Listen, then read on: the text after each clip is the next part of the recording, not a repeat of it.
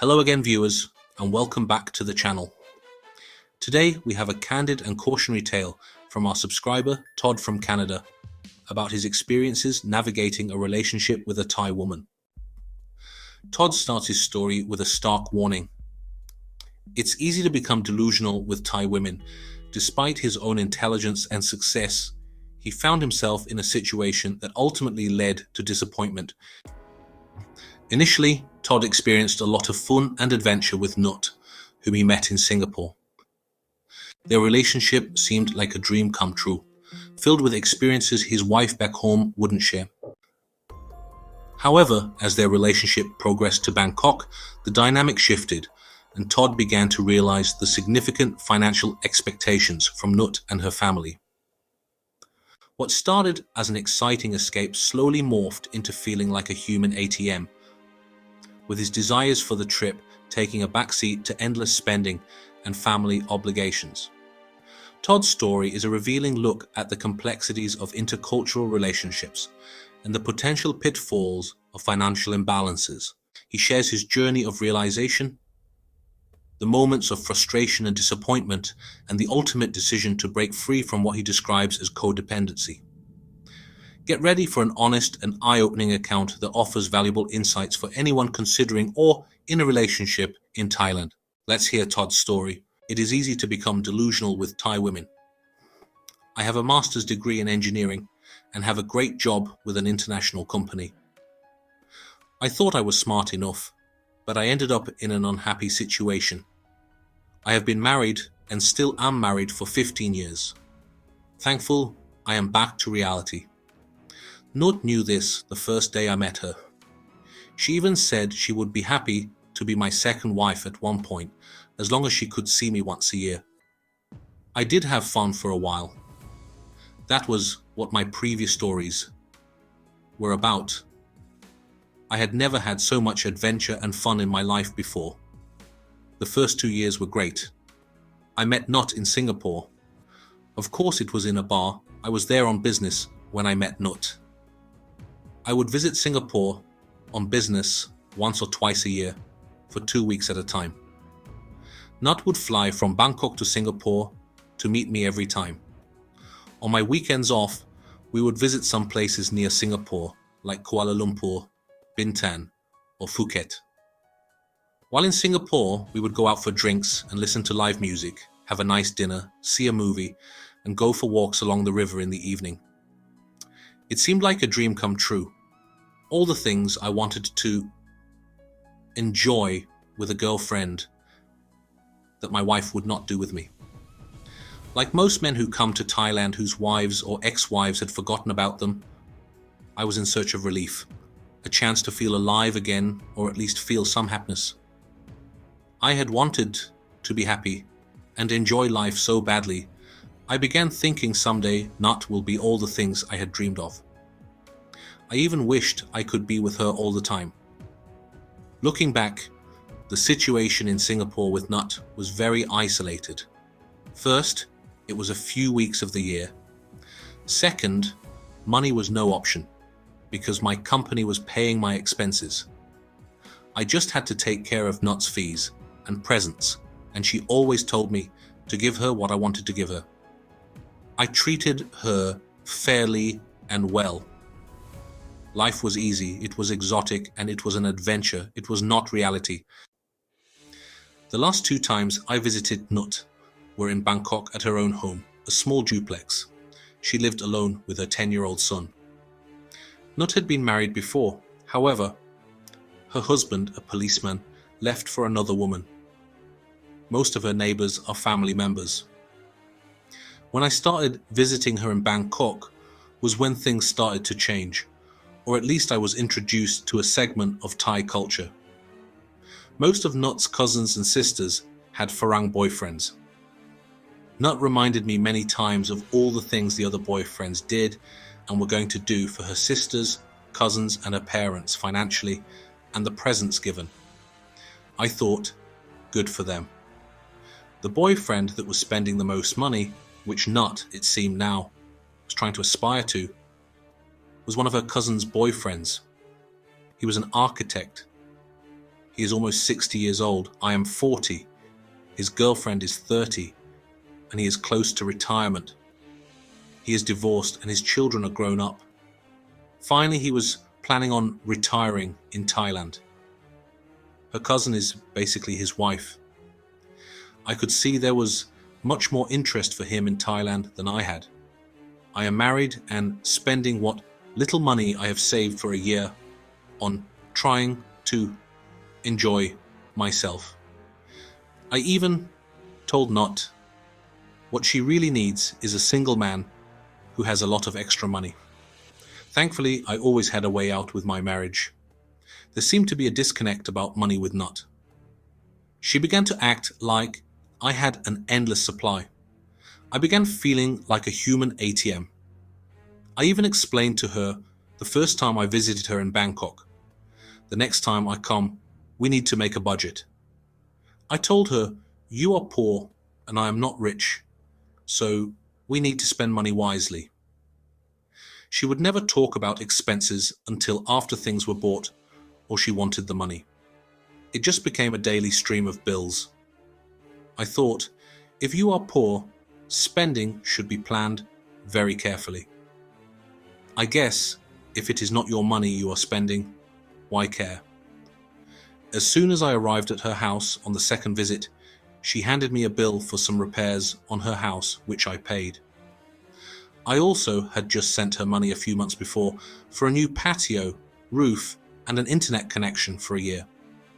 She kept telling me she needed a new kitchen and a front patio floor too. I complained and she told me she should start charging me rent.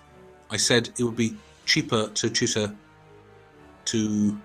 stay in a hotel anyway. Then came the yearly visit to the gold jewelry store. I asked her if she would like me to give her money or gold jewelry. She kept saying the gold jewelry is the same as money. She can get money back from the gold if she needs it. But I said, you will lose some of the value if you sell it. She chose the gold anyway. However, when I was leaving Thailand, she wanted money too. I said, you chose the jewelry, and she was angry. I guess in a perfect world you get everything you want. I wish someone just once would give me everything I wanted. What is really funny is she spent the whole budgeted amount I was going to give her on gold. Later, she said the necklace was too heavy and wanted to have it changed. I asked her if that would cost more money. She said yes. I said, no then. During the second visit, her parents were at her home when I arrived. Nut had asked me the last 2 times on the phone if I wanted to go to Koh Chang. I told her we did that last time, and this time I wanted to see Koh Samui. When I arrived, I realized why she kept asking me. Her parents wanted to go to Koh Chang. Nut told me how they have never been on a vacation, and they had never seen Koh Chang. Feeling sad for her parents, I said okay. Then I thought, none of the other boyfriends in her family had done something like this. This is a lot more money than buying perfume or purses that Nut thought I should bring for each of her cousins and sisters. The bizarre thing is that I came halfway around the world to see my girlfriend that I get to see for 2 weeks a year, and I end up spending most of the time in Koh Chang with her father, watching her son kayaking, swimming, and snorkeling. She did not want to do any of these things. Remind me, what the point of putting my life on hold for 2 weeks, getting everything at work finished so I could take the time off, taking a year's savings out of the bank, and sitting in an airplane for 18 hours was all about? It was not to entertain her father and watch her son. Upon returning to her home, the next thing which I had seen coming from the last time I had visited, endless drinking. I enjoy drinking once in a while. But after 3 days of drinking Thai whiskey and beer, it was getting old. I wanted to do something else. I also did not enjoy getting a 2,000 to 3,000 baht tab the next morning every day. The family would start at 10 in the morning and drink 3 or 4 bottles of whiskey and 20 or 30 large sengas a day. I decided to stop drinking on the third day to see what would happen. To my surprise, her cousin got angry at me. I told her I did not feel well. I had gotten sick on rum before and my stomach was telling me to stop. It was not the real reason. I was just tired of boredom and pissed at the family, thinking they could spend my money any way they wanted. I was really trying to be polite and think about what I wanted and was going to do later. I had kept quiet. I did not say anything, but not drinking with them made them angry. I was hoping they were feeling guilty.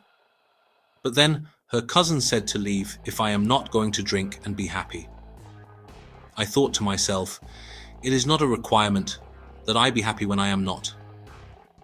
I am paying for everything and they want to get angry at me. No one asked me if I wanted to pay, or even if this is what I wanted to do. I was also feeling the effects of jet lag. I told them I was going to lie down for a while and rest since I was not feeling well. I came out about 4 hours later. Everyone was still drinking as if nothing had happened. I ate some dinner. Her neighbor sitting next to me asked me if I would like to drink. So I said yes, once again trying to regain myself. I was trying hard to enjoy what I could. As soon as my drink was poured, Nut started to complain about me not being happy and told me to go back in the house if I was not going to smile. So much for easygoing Thai people. I was really trying to make the best of it. Yes, I was unhappy, and yes, I still got the bill the next day, and yes, I paid for it. I just needed to remember to smile as I'm taking it in the you-know-where, I guess. Even after all this, there was no shame in stating that it was my duty to give her parents 5,000 baht for their trip back home as they were leaving. This apparently is a custom for parents that do not work. Fortunately, I only exchanged small amounts of money at a time to slow the financial depletion process down. I had only 1,000 baht at the time, which they took unhappily. Yes, they are poor rice farmers with no land. Long story. But there are other jobs in Thailand for those who would like to work. Her father is only in his early 50s and is still healthy. Kayaking, swimming, and snorkeling in Koh Chang were no problem for him. I really do not understand how people can take a person's money, not once say thank you or show appreciation. Do this on a continual basis and expect you to be happy about it. It kind of ruins the enjoyment of giving. I have traveled to almost every country in Asia, and I have never seen this behavior. My wife is Korean, so I have a good understanding of the Asian culture. Her parents actually give us money. They are not rich, but they do work for a living. They are in their 70s and still work. I do not care if a person is poor or not. When I was young, I can remember times when I only had a few dollars to my name. I did not expect anyone to just give me money or buy me things. I worked hard to put myself through college.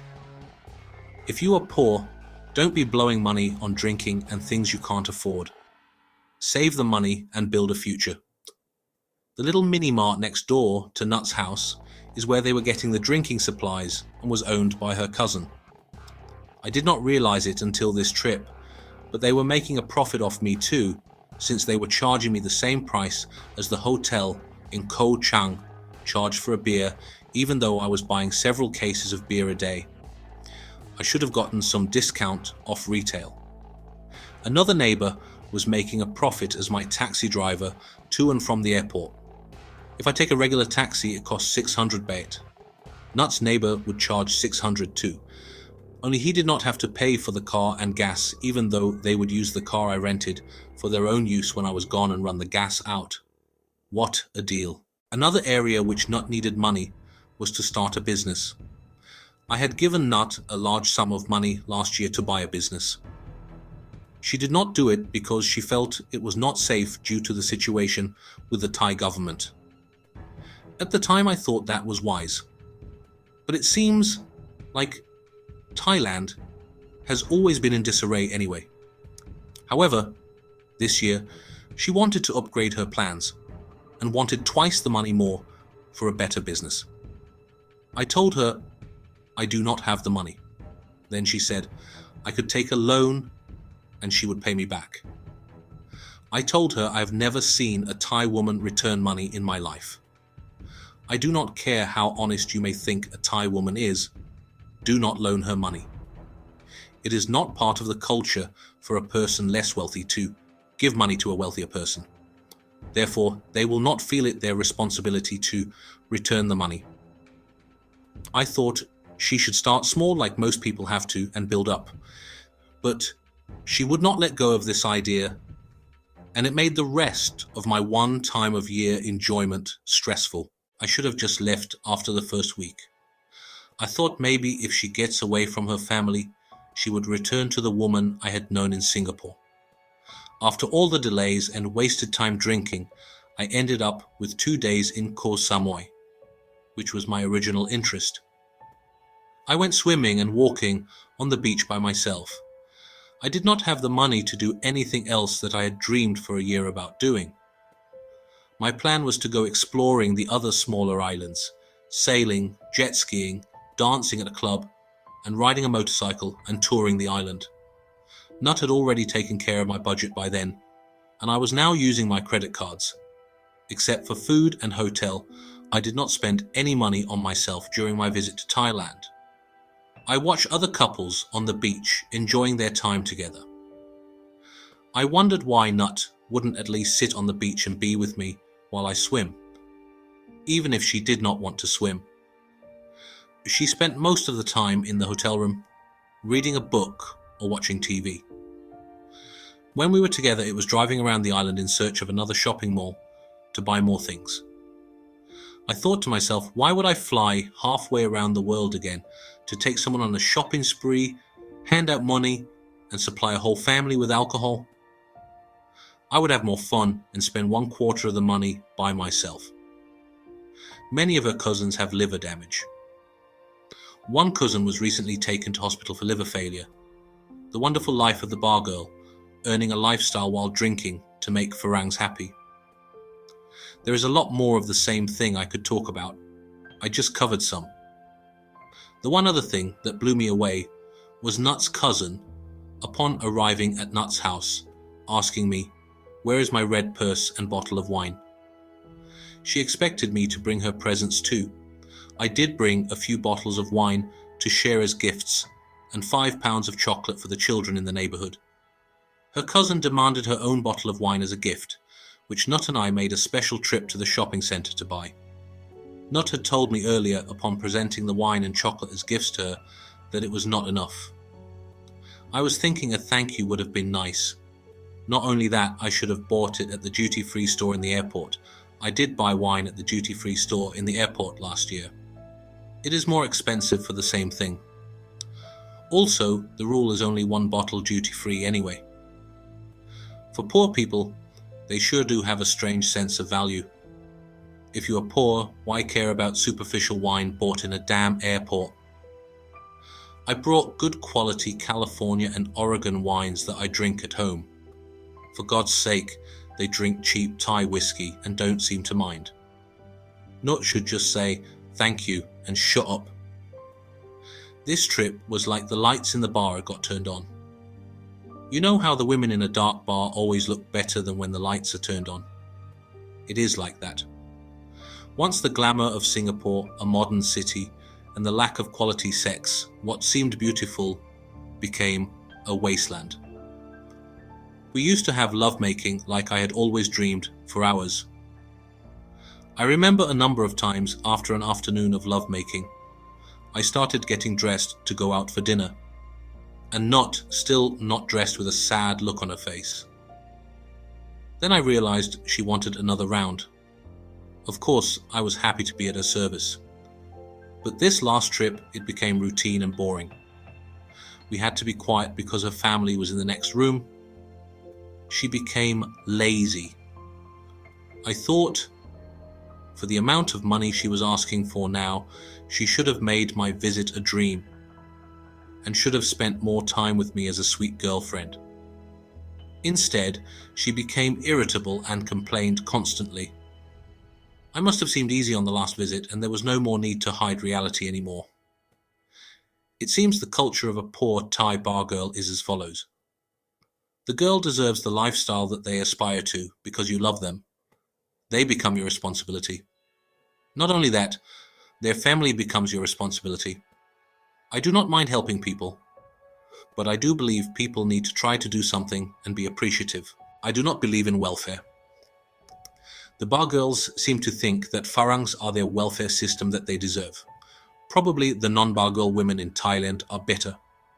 However, from my reading of the culture, you probably don't get too far from the same things. Unless the girl comes from well-off families and has some kind of career herself. There is usually the payment to the parents for marriage, for one example. And if the family needs money and you have some, you will eventually be equalized in the end. I remember on my first trip to Thailand, Nut's family and I were in Pattaya. Yes, I took the whole family to Pattaya for a few days. All expenses paid. We were in Nut's cousin's beer bar.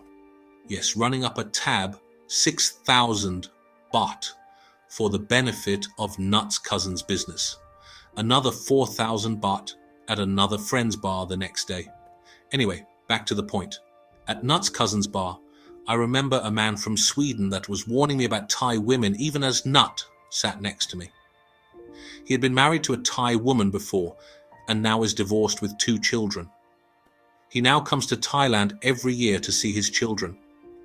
I did not believe him and thought Nut was better than what he was talking about. I am now one more statistic. I should have listened to the man from Sweden. Just remember, if you are down and out and looking to a country like Thailand for hope, to be careful. There may be someone who will seek their benefit from you. It is just the way life is. Bar girls believe they love you with all their heart, but they are just as much in love with their dream as we are. There are a lot of women in Thailand looking for a shortcut to a better future, whether the love is real or not. As with human nature anywhere, women use sex to get love or a good life and think it is real love, and men pay to be loved and think it is real love. Whether we marry them or not, we pay in the end. All I have to say is many of Nut's neighbors have honest jobs, which I respect. They have husbands. Yes, their jobs don't pay well, and they have to be careful about how much they spend. It was interesting to see that these women in Nut's neighborhood just had one drink and went home. They were not the ones running up my tab like the ones without honest jobs and demanding presents. Thailand is becoming better economically. I think it is time for Thai bar girls to start helping to build a good future for their country and stop living off of foreigners. It is not a healthy way of life. I have matured a lot too through all of this. I had a midlife crisis and have gotten it out of my system without too much damage. I just hope others don't mess up their life. Thailand seems like a paradise with all the beautiful beaches and women. But it is our need to get lost that gets us in trouble. I realized one very important thing. I had worked hard all my life and ended up in a marriage that was going nowhere. I came to Thailand to have fun and be happy for once in my life. But Nat and I, we're on 2 very different paths. She basically wanted someone to take care of her and her family. All the things I wanted to enjoy, she was not interested in doing. I did not need another relationship that was going nowhere. I already had that. I wanted someone who wanted to enjoy having fun in life. For 2 people to do this, they both need to be in the same mindset. That is probably hard for someone who is trying to survive or interested in Gucci purses and gold jewelry. Like in any good relationship, there needs to be many factors present: common interests, shared goals, caring, honesty, respect. Demanding a person spend money on them when a person does not want to is selfish. Not showing appreciation when someone does do something nice is rude. Only doing what one person wants to do all the time is selfish. Both should try to enjoy what the other likes to do at least some of the time. I realized Nut loved my money more than me when I was at the airport leaving. I asked her if she loved me, for which she did not respond. I then went to the ATM to get money to pay the airport tax since my wallet was completely empty. I had told Nut when I had arrived that any money I had left in my wallet I would give her, trying to get her to save some money. While at the ATM I selected the maximum it would give me. Fortunately, it was only 5,000 baht. I still owed for the last night's beer tab, 2,500 baht, at her house, for which of course I did not request. I gave Nut 4,000 baht, which she complained excitedly, telling me to go to another ATM. She expected 10,000 baht for herself. I reminded her she had chosen gold jewelry over money and my budget was completely gone. I also said I had enough, I am done, as I walked past security. I turned around to wave a polite goodbye and Nut was nowhere to be seen. I thought, I guess that sums up things pretty completely. The truth about love is realized quickly when the source is uncovered. I am not going to promote codependency anymore. Nut, you can find another farang to fund your lifestyle, or you can learn to live reasonably like the other women with honest jobs in your neighborhood. Your money from my pocket has just run out. I am not her first farang boyfriend, and I will probably not be her last. I am going to go have fun on my own. Nut, you have your life, and I have my life, as she told me once. And she said many times, I know what I am, a bar girl. Chok di kup. So there you have it, Todd's very honest and insightful account of his experiences in Thailand.